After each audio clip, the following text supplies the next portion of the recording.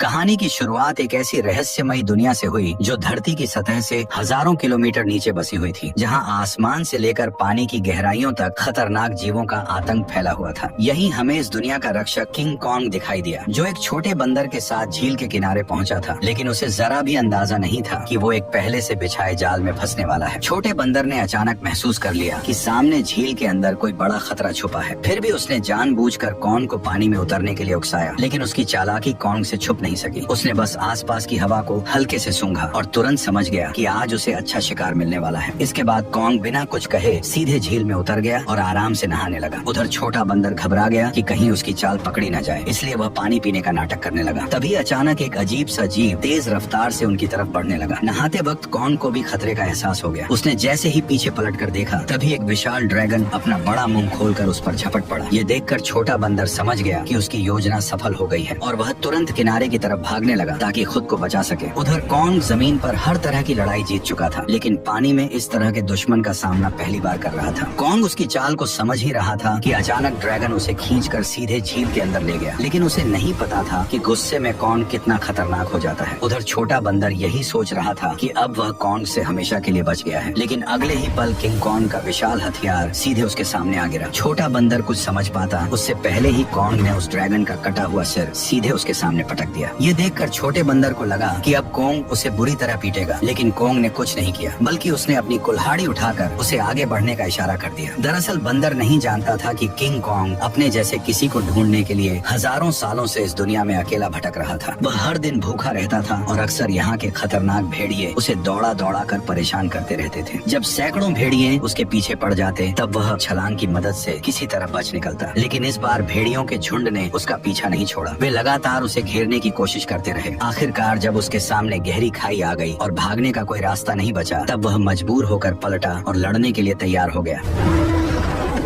भेड़िए सोच रहे थे कि इस बार शिकार आसान होगा, लेकिन उन्हें अंदाजा नहीं था कि किंग कॉन्ग पहले से ही जाल बिछाकर बैठा था। जैसे ही एक भेड़िए ने छलांग लगाई, तभी अचानक कॉन्ग का जाल एक्टिव हो गया और भेड़िया तुरंत ट्रैप में फंस गया।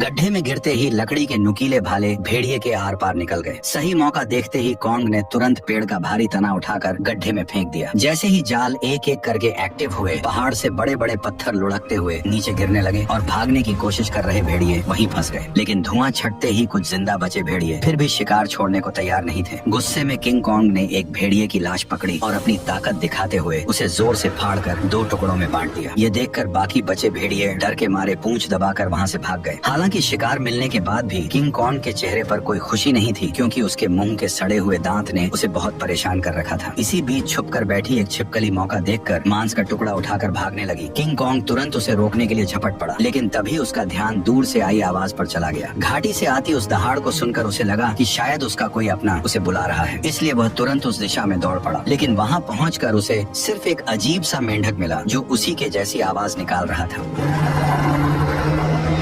सालों तक भटकने के बाद भी वह अकेला था और यही खालीपन उसे भीतर से तोड़ रहा था। आखिरकार दांत की तकलीफ ने उसे इंसानों से मदद मांगने पर मजबूर कर दिया। वह ना चाहते हुए भी इंसानी दुनिया में दाखिल हो गया। वहाँ पहुँचते ही किंग कॉन्ग पहाड़ी पर गिर पड़ा और मदद का इंतजार करने लगा। तभी किस्मत से वैज्ञानिकों की नजर उस पर पड़ गई, लेकिन घबराहट में इंसानों ने सुरक्षा के लिए उसे भारी मात्रा में एनेस्थीसिया दे दिया, जिससे वह वहीं बेहोश हो गया। इसके बाद उन्होंने शहर के सबसे मशहूर डेंटिस्ट को बुलाया। डेंटिस्ट ने बिना एक पल गवाए उस सड़े हुए दांत को उखाड़ने के लिए मजबूत स्टील के तार को कसकर बांध दिया। इतने में ही कॉन्ग ने मुंह से सड़ी हुई बदबू छोड़ दी। सारी तैयारी पूरी होने के बाद जैसे ही स्पेसक्राफ्ट ने अचानक ऊपर उड़ान भरी, तभी एक झटके के साथ किंग कॉन्ग का विशाल दांत बाहर निकल आया। जब किंग कॉन्ग होश में आया तो उसने देखा कि उसका पुराना दांत अब एक मजबूत टाइटेनियम के दांत में बदल दिया गया है। इस नए दांत के साथ उसके अंदर जबरदस्त ताकत आ गई, जिससे उसे लगा कि अब वह किसी को भी हरा सकता है। लेकिन तभी लैब में अचानक किंग कॉन्ग की दुनिया से एक इमरजेंसी सिग्नल आया, जिसने सबको चौंका दिया। इस सिग्नल की सच्चाई जानने के लिए वैज्ञानिकों ने तुरंत एक रेस्क्यू टीम तैयार की और मिशन शुरू किया। उन्होंने किंग कॉन्ग के साथ उस पोर्टल में छलांग लगा दी जो सीधे कॉन्ग की दुनिया में जाता था। जैसे ही वे आगे बढ़े, उनका स्पेसक्राफ्ट तेज रफ्तार से नीचे की ओर खींचने लगा और कुछ ही पलों में वे उस रहस्यमयी दुनिया में दाखिल हो गए। घर पहुंचते ही कॉन्ग ने देखा कि उसका खाना चोरी हो चुका है। उसने तुरंत अपनी कुल्हाड़ी उठाई और सीधे चट्टान के ऊपर पहुंच गया। वहाँ उसने देखा कि गहरी दरार के अंदर से हल्की नीली रोशनी निकल रही थी, जिसने उसका ध्यान खींच लिया। सच जानने के लिए उसने बिना सोचे सीधे उस गहराई में छलांग लगा दी।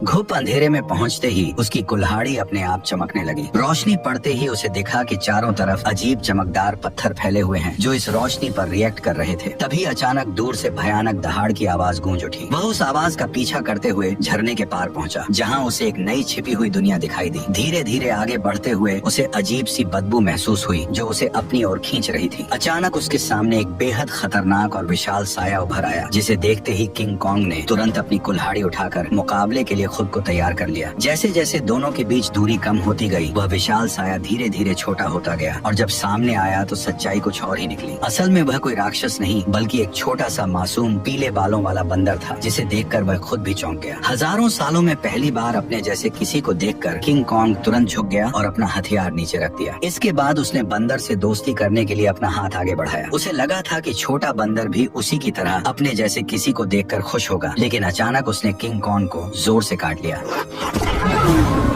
इतनी मुश्किल से अपने जैसे को ढूंढने के बाद किंग कॉन्ग उसे इतनी आसानी से जाने नहीं देना चाहता था, इसलिए वह बंदर के पीछे दौड़ पड़ा। लेकिन तभी अचानक उसके पीछे एक डरावना साया आ खड़ा हुआ, जिसे देखकर वह बुरी तरह चौंक गया, क्योंकि उसने आज तक अपने साइज का कोई गंजा गोरिल्ला नहीं देखा था। जैसे ही कॉन्ग उसकी ओर बढ़ने लगा, तभी अचानक दो लंबे हाथों वाले गोरिल्लाओं ने पीछे से आकर उसे जोर से जमीन पर गिरा दिया। गंजे के चेहरे की मुस्कुराहट देखकर साफ था कि वे लड़ाई के इरादे से ही आए थे, इसलिए किंग कॉन्ग ने भी अब उन्हें मारने का इरादा कर लिया। उसने तुरंत एक पत्थर उठाया और सीधे गोरिल्ला पर दे मारा। गुस्से में गंजा भी उस पर हमला करने दौड़ पड़ा, लेकिन कॉन्ग ने चालाकी से उसे भी मात दे दी। कुछ ही पलों में वह सबको जमीन पर गिराता चला गया, यहाँ तक कि गंजा कॉन्ग की कुल्हाड़ी को हाथ में लेकर भी कुछ नहीं कर पाया और चारों खाने चित हो गया। जैसे ही किंग कॉन्ग अपना हथियार उठाने बढ़ा, तभी छोटा पीला बंदर अचानक दौड़ कर आया और उसके चेहरे पर झपट कर हमला करने की कोशिश करने लगा। ये देखकर किंग कॉन्ग ने उसे भी पकड़ लिया और उसी को हथियार बनाकर बाकी गोरिल्लाओं की जमकर पिटाई कर दी। हालांकि वे जानते थे कि वे किंग कॉन्ग का सामना नहीं कर सकते, फिर भी वे बारी बारी से उस पर हमला करते रहे। इसी बीच एक बंदर गलती से खाई में गिर गया, लेकिन किंग कॉन्ग ने फुर्ती दिखाते हुए उसे तुरंत पकड़कर ऊपर खींच लिया। लेकिन एहसान मानने की बजाय उसने जमीन से चाकू उठाकर किंग कॉन्ग पर वार कर दिया। ये देखकर किंग कॉन्ग का गुस्सा भड़क गया और उसने एक जोरदार लात मारकर उसे फिर से गहरी खाई में फेंक दिया। ये हाल देखकर गंजा डर गया और तुरंत पीछे मुड़कर भागने लगा। किंग कॉन्ग ने पास पड़ा पत्थर उठाकर उसकी तरफ फेंका, जो सीधा जाकर उसके सिर में जा लगा। चोट लगने के बाद भी वह कुछ बड़बड़ाता हुआ बिना पीछे देखे वहाँ से भाग गया। तभी किंग कॉन्ग ने पेड़ों के बीच में छुपे उस बंदर को पकड़कर बाहर निकाल लिया और जोर से जमीन पर पटक दिया। इसके बाद उसने जमीन से गंजे का गिरा हुआ चाकू उठाया और छोटे बंदर को इशारा किया कि वो उसे गोरिल्ला के ठिकाने तक ले जाए। बेचारा छोटा बंदर मजबूरी में आगे आगे चलने लगा और किंग कॉन्ग उसके पीछे पीछे बढ़ता गया। जैसे जैसे वे अंदर की ओर बढ़ते गए, वैसे वैसे उन्हें वहाँ कई सारे खतरनाक जानवर दिखाई देने लगे, लेकिन इस शांत दिखने वाली जगह के अंदर हर कदम पर खतरा छुपा हुआ था। छोटा बंदर बचने के लिए चालाकी से उसे उस इलाके में ले गया जहाँ विशाल ड्रैगन रहता था, लेकिन उसे क्या पता था कि किंग कॉन्ग के सामने उसकी यह चाल ज्यादा देर टिकने वाली नहीं थी। अचानक एक विशाल ड्रैगन उसके सामने आ खड़ा हुआ, लेकिन कॉन्ग ने डरने की बजाय कुछ ही मिनटों में उसका काम तमाम कर दिया और फिर आराम से बैठकर उसे खाने लगा। ये देखकर छोटा बंदर भी उसके पास आना चाहता था, लेकिन डर के कारण हिम्मत नहीं जुटा पाया। किंग कॉन्ग ने उसकी हालत देखकर खुद ही मांस का टुकड़ा तोड़कर उसकी तरफ बढ़ा दिया। फिर भी छोटा बंदर उस पर भरोसा नहीं कर पा रहा था। ये देखकर किंग कॉन्ग गुस्सा हो गया और उसने मांस जमीन पर फेंक दिया, जैसे कह रहा हो खाना हो तो खा वरना भाड़ में जा। भूख से बेहाल बंदर तुरंत मांस खाने लगा और हर कौर के साथ उसका नजरिया भी बदलने लगा। उसे लगा कि किंग कॉन्ग उतना भी बुरा नहीं है जितना वह सोच रहा था। धीरे धीरे वह हिम्मत जुटाकर किंग कॉन्ग के पास आकर बैठ गया और दोनों शांत होकर एक साथ वक्त बिताने लगे। इस पल बिल्कुल ऐसा लग रहा था जैसे कोई पिता अपने बच्चे के साथ सुकून के पल बिता रहा हो, लेकिन उन्हें जरा भी अंदाजा नहीं था कि जैसे जैसे वे आगे बढ़ रहे थे, खतरा तेजी से उनकी ओर आता जा रहा था। जैसे ही वे और गहराई में पहुंचे, तभी किंग कॉन्ग ने आखिरकार अपने जैसे जीवों को देख लिया, लेकिन यह देखकर उसका दिल टूट गया कि वे सब बेहद बुरी हालत में जी रहे थे। वे सभी दिन भर मजदूरी करने को मजबूर थे और उनका जीवन किसी नरक से कम नहीं था। इसी दौरान एक बूढ़े बंदर से गलती से पत्थर गिर गया, जिससे गुस्सा होकर गोरिल्ला ने उसे बुरी तरह पीट दिया। ये देखकर किंग कॉन्ग खुद को रोक नहीं पाया और उसने जोर से अपनी कुल्हाड़ी जमीन पर मारकर उस बूढ़े बंदर को उठा लिया। तभी वहाँ मौजूद पहरेदार गुस्से में किंग कॉन्ग की तरफ दौड़ा और उसे दखल न देने की चेतावनी देने लगा, लेकिन अगले ही पल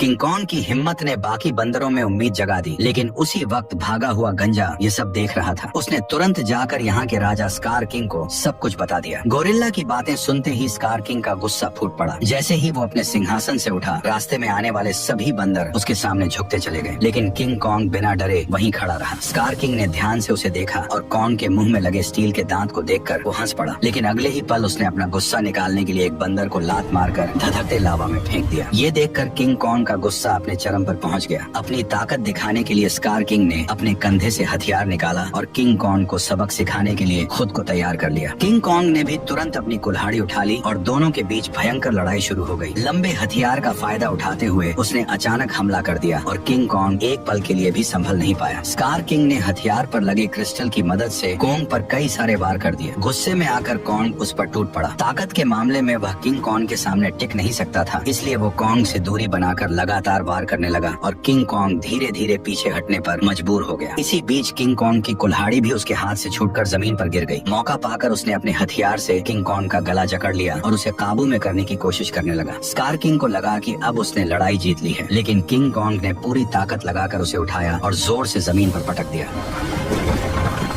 किंग कॉन्ग ने कुछ ही देर में उसे चित कर दिया। तभी स्कार किंग ने तय किया कि वह उसे उसकी असली ताकत दिखाकर ही मानेगा। जैसे ही उसके हथियार में लगा पत्थर चमकने लगा, तभी अचानक गोरिल्लाओं ने पत्थर गिराकर लावा का रास्ता रोक दिया। ठीक उसी पल गुफा में छिपे खौफनाक राक्षस की आंखें दिखाई देने लगी। तपती जमीन अचानक बर्फ बन गई और बाहर निकला वही विशाल जीव टाइटन शीमो, जिसने कभी पूरी दुनिया को बर्फ में जकड़ लिया था। स्कार किंग ने तुरंत उसे कॉन्ग पर हमले का हुक्म दिया, लेकिन शीमो इस हुक्म से खुश नहीं दिख रहा था। जैसे ही उस पर दबाव बढ़ाया गया, वह दर्द से तड़प उठा और मजबूरी में उसने हमला कर दिया। किंग कॉन्ग ने फुर्ती दिखाते हुए तुरंत छलांग लगाई और पहले वार से खुद को बचा लिया। इसके बाद उसने अपनी कुल्हाड़ी सामने रखकर खुद को संभालने की कोशिश की, लेकिन शीमो की ताकत के सामने उसकी सारी कोशिशें कमजोर पड़ने लगी। देखते ही देखते उसका हाथ जमने लगा और बर्फ में बदलता चला गया। इस अचानक हुए हमले से उसका दाहिना हाथ बुरी तरह घायल हो गया और वह कमजोर पड़ने लगा। मौका देखकर स्कार किंग ने तुरंत उसे खत्म करने का आदेश दे दिया। जैसे ही अगला हमला होने वाला था, तभी पीछे से छोटा बंदर सुरंग की ओर इशारा कर उसे तुरंत भागने को कहने लगा। उसी समय शीमो ने मजबूरी में फिर से हमला कर दिया। ये देखकर किंग कॉन्ग तुरंत मुड़ा और तेजी से सुरंग के अंदर घुस गया,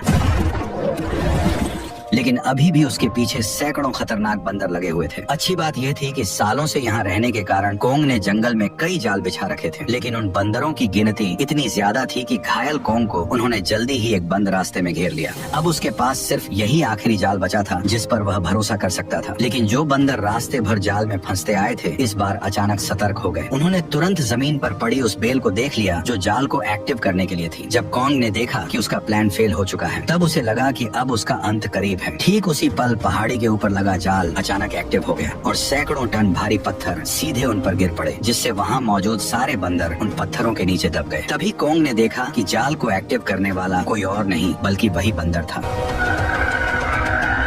अब कॉन्ग बुरी तरह घायल था और लड़ने की हालत में नहीं था, इसलिए वह छोटे बंदर के सहारे इंसानों के पास लौटने लगा। लेकिन उसे अंदाजा नहीं था कि अभी भी एक बंदर जिंदा बच गया है। उधर कॉन्ग के साथ आए वैज्ञानिकों ने देखा कि उनका बेस पूरी तरह तबाह हो चुका है। तभी उनकी नजर चट्टान के ऊपर बने एक विशाल हाथ के निशान पर पड़ी, जिससे उन्होंने अंदाजा लगाया कि इस दुनिया में कॉन्ग जैसे और भी विशाल जीव मौजूद हैं। जल्द ही वे जंगल की गहराई में पहुंच गए, जहां उन्हें एक छुपा हुआ यंत्र दिखाई दिया। जैसे ही लड़की ने उसे दबाया, उसी पल कई जगहों से पानी बहकर नीचे आने लगा। वह पानी मिलकर एक तेज धारा बन गई और जंगल के अंदर की ओर बहने लगी। वैज्ञानिक उसका पीछा करते करते एक रहस्यमयी जादुई दीवार के सामने पहुंच गए, जिसने जंगल के अंदर एक अदृश्य जगह को छुपा रखा था। जैसे ही उन्होंने उस दीवार को छुआ, तभी उसमें नीली चमक दौड़ पड़ी। ये देखकर उन्होंने तुरंत दीवार के अंदर एक छेद कर दिया और तभी उनके सामने एक ऐसा नजारा आया जिसे देखकर उनकी आंखें खुली की खुली रह गईं। दीवार के पीछे एक ऐसी सुंदर और रहस्यमयी दुनिया मौजूद थी जिसे आज तक न किसी ने देखा था और न ही उसके बारे में सुना था। जैसे ही वैज्ञानिकों ने इस दुनिया में कदम रखा, तभी अचानक उन्हें उस दुनिया के जनजातीय लोगों ने घेर लिया। ये लोग इंसानों जैसे दिखते थे, लेकिन उनकी वेशभूषा किसी नॉर्मल इंसान से बिल्कुल अलग थी। वे लोग वैज्ञानिकों को नुकसान पहुंचाए बिना सीधे अपने कबीले के पास ले गए। वहां पहुंचकर उन्हें पता चला कि यह लोग हजारों सालों से धरती के नीचे रह रहे हैं और उस पोर्टल की रक्षा कर रहे हैं जो ऊपर की दुनिया से सीधे जुड़ा हुआ है। स्कार किंग सालों से इसी जगह की खोज में लगा था ताकि वो इस पोर्टल की मदद से इंसानी दुनिया पर कब्जा कर सके। ठीक उसी समय इंसानों की गंध को सूंघते हुए किंग कॉन्ग वैज्ञानिकों तक पहुंच गया, लेकिन अदृश्य दीवार की वजह से वो भीतर की दुनिया को देख नहीं सका। इसलिए कबीले के लोगों ने उस जादुई दीवार में एक दरार बना दी, जिससे कॉन्ग आसानी से अंदर घुस गया और सीधे इंसानों के बीच पहुंच गया। लेकिन उन्हें नहीं पता था कि यह सब पीछा कर रहे बंदर ने देख लिया था। जैसे ही किंग कॉन्ग इंसानों के सामने पहुंचा, तभी वह कमजोर पड़ गया और सीधे जमीन पर गिर पड़ा। वैज्ञानिकों ने देखा कि कॉन्ग का हाथ बुरी तरह घायल है और अब वो कुछ भी करने की हालत में नहीं है। ये देखकर डॉक्टर ने तुरंत फैसला किया कि कॉन्ग के हाथ को पूरी तरह बदलना पड़ेगा। उसे तुरंत मैकेनिक आर्म का आइडिया आया। ये वही सुपर मैकेनिकल आर्म था जिसे इंसानों ने पहले कॉन्ग को और ताकतवर बनाने के लिए डिजाइन किया था। अच्छी बात यह थी कि यह गैजेट अभी भी तबाह हो चुके बेस के नीचे बने अंडरग्राउंड मैकेनिकल स्टोर में सुरक्षित रखा हुआ था। जल्द ही डॉक्टर उसे वहाँ से निकाल लाया और उसे सीधे कॉन्ग के शरीर के ऊपर लाकर छोड़ दिया, और तभी वह मशीन खुद ब खुद कॉन्ग के जख्मी हिस्से को पहचान कर जुड़ने लगी।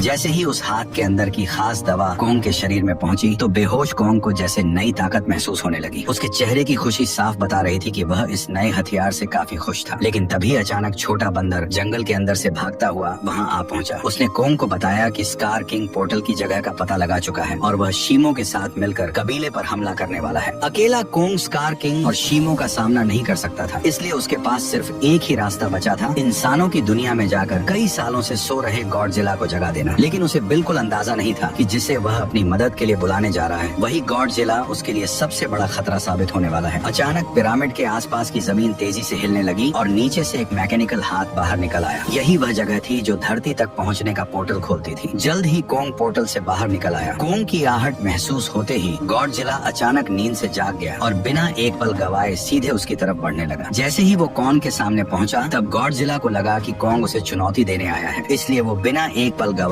पूरी रफ्तार से उस पर टूट पड़ा। उसकी आंखों में भरा गुस्सा साफ बता रहा था कि वह कॉन्ग को जिंदा छोड़ने वाला नहीं है। तेजी से अपनी ओर बढ़ते गॉडजिला को देखकर कॉन्ग ने हाथ उठाकर उसे समझाने की कोशिश की, पर गॉडजिला अब किसी भी बात को सुनने वाला नहीं था। उसने सीधे टक्कर मारकर कॉन्ग को सैकड़ों मीटर दूर फेंक दिया।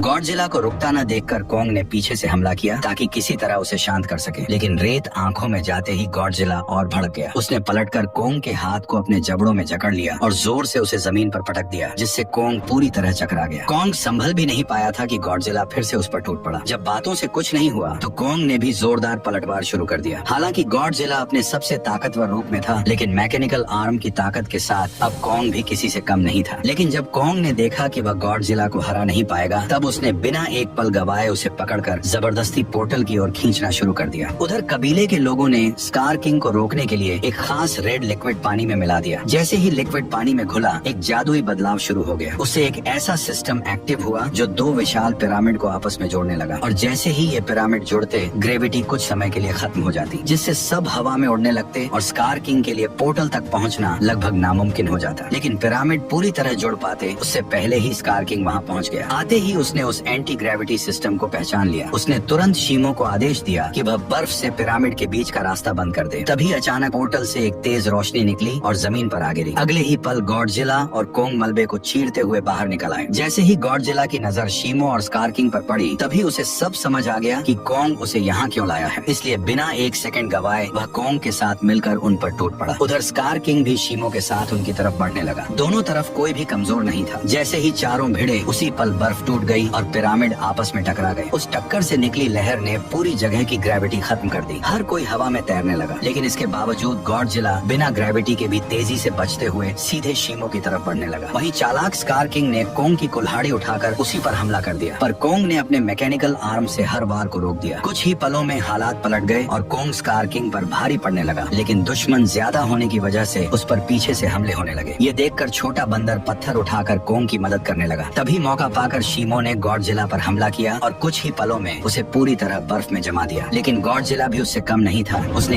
एक ही झटके में बर्फ तोड़ दी। उसी समय एंटी ग्रेविटी सिस्टम बंद हो गया और दोबारा ग्रेविटी लौट आई। मौका मिलते ही स्कार किंग कॉन्ग की पकड़ से निकलकर सीधे पोर्टल में कूद पड़ा। उसे रोकने के लिए गॉडजिला और कॉन्ग भी उसके पीछे कूद पड़े, लेकिन इस अफरा तफरी में कॉन्ग की कुल्हाड़ी वहीं छूट गई। दूसरी तरफ इंसानों को अंदाजा भी नहीं था कि कितना बड़ा खतरा आने वाला है। अचानक समुद्र की लहरें जमकर बर्फ के पहाड़ में बदल गईं। अगले ही पल स्कार किंग शीमो के साथ धरती पर पहुंच गया। खुले आसमान की रोशनी पाकर उसने नीचे मौजूद इंसानों को देखकर जोरदार दहाड़ लगा दी।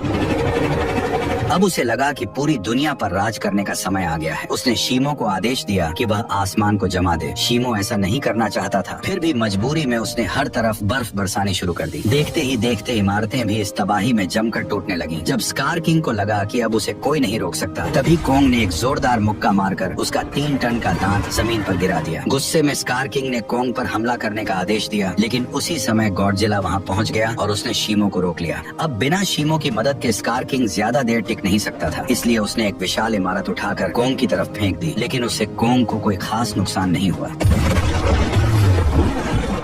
तभी अचानक शीमो पीछे से आकर कोंग के मैकेनिकल आर्म पर झपट पड़ा। शीमो ने फिर से कोंग का हाथ जमाना शुरू कर दिया। ये देखकर स्कार किंग को लगा कि अब उसकी जीत पक्की है, लेकिन उसने पीछे खड़े गुस्से से भरे गॉडजिला को नजरअंदाज कर दिया। गॉडजिला ने तुरंत अपनी पूरी ताकत जगाई और उसका शरीर बैंगनी रोशनी से चमक उठा। अगले ही पल उसने सीधे स्कार किंग पर जोरदार हमला कर दिया, लेकिन स्कार किंग घबराकर किसी तरह बच निकला। उसने अपने हथियार से पलटवार करने की कोशिश की, लेकिन गॉडजिला ने उसे पकड़ लिया और एक ही झटके में 2 हिस्सों में तोड़कर अलग कर दिया, जिससे शीमो को कंट्रोल करने वाला क्रिस्टल नीचे गिर पड़ा। स्कार किंग उसे उठाने के लिए झपटा, लेकिन गॉडजिला ने उसे कोई मौका नहीं दिया। अब सब कुछ उस क्रिस्टल पर टिका था। जिसके हाथ में भी क्रिस्टल आता, वही इस लड़ाई को जीत पाता। उसी अहम पल में छोटे बंदर की नजर कोंग की छोड़ी हुई कुल्हाड़ी पर पड़ी। वह तुरंत छलांग लगाकर नीचे उतरा और कुल्हाड़ी उठाकर इंसानों की दुनिया में पहुंच गया। जैसे ही उसकी नजर जमीन पर पड़े उस क्रिस्टल पर पड़ी, तभी उसने बिना देर किए कुल्हाड़ी के एक वार से उसे चकनाचूर कर दिया। क्रिस्टल टूटते ही शीमो पूरी तरह आजाद हो गया। गुस्से में भरा स्कार किंग छोटे बंदर को पकड़कर मारने ही वाला था, लेकिन कोंग बीच में आकर उस पर टूट पड़ा और कुछ ही मुक्कों में स्कार किंग को चित कर दिया। अब बिना उस क्रिस्टल के स्कार किंग कमजोर पड़ चुका था। उधर आजाद हुआ शीमो गॉडजिला की तरफ देखने लगा, मानो किसी इशारे का इंतजार कर रहा हो। और फिर हजारों साल बाद उसने वही किया जो वह हमेशा से करना चाहता था। एक ही पल में उसने स्कार किंग को बर्फ की मूर्ति में बदल दिया। अगले ही पल कोंग ने उसे हवा में उछालकर पूरी ताकत से जमीन पर पटक दिया और उसके शरीर को वहीं चकनाचूर कर दिया। अब लड़ाई खत्म हो चुकी थी, लेकिन दुनिया को ठीक करना बाकी था। तभी गॉडजिला ने आसमान की ओर देखकर जबरदस्त ऊर्जा छोड़ी, जिससे काले बादल छट गए और सूरज की रोशनी धीरे धीरे धरती पर लौट आई। इसके बाद गॉडजिला अपने इलाके में लौट गया और फिर गहरी नींद में सो गया। और कोंग अपने नए साथी के साथ धरती के भीतर वापस लौट गया, जहाँ वह अपने कबीले के साथ मिलकर एक नई शुरुआत करने